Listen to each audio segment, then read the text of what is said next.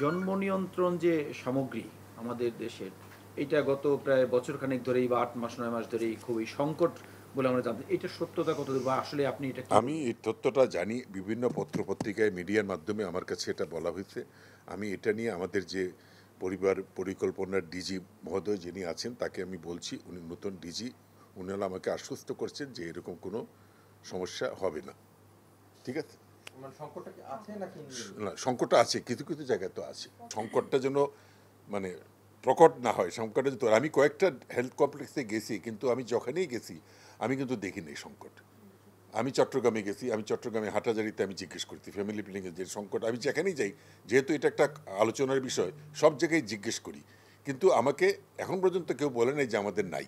Dengue এমন একটা জিনিস, ডেঙ্গি শুধু স্বাস্থ্য মন্ত্রণালয়ের না, ডেঙ্গি হচ্ছে স্বাস্থ্য মন্ত্রণালয়, স্থানীয় সরকার। এখন জন্ম সনদ দিয়ে খোলো বিকাশ স্টুডেন্ট অ্যাকাউন্ট। নিজের বিকাশ নিজে কর। আমার কথা হচ্ছে, আমাদের মেডিকেলে একটা কথা আছে, the best treatment of is always prevention. আমরা ডেঙ্গু যাতে না হয় সেটার বুকে কাজ করি। ডেঙ্গু হলে আমাদের সরকারি যে ব্যবস্থাপনা, আমাদের একদম উপজেলা পর্যন্ত চিকিৎসকরা ডেঙ্গুর চিকিৎসা সম্বন্ধে জানে।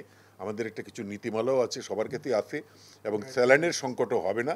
আমি সেটা মিটিং করেছি, স্যালাইন আছে। তো আমরা সবাই আশা করি যে ডেঙ্গু যেন ওইভাবে না হয়। আমার এইটার সাথে সংশ্লিষ্ট সবাই সমন্বিত একটা আমি উদ্যোগ সেটাই নেওয়ার বলছি, তো এখনো সেইটার কোনো বলছি, উদ্যোগ আমি নেবেন কিনা? সেই সমন্বিত উদ্যোগ আমরা নিয়েছি, কয়েকবারই মিটিং করেছি, ভবিষ্যতে আরও করব।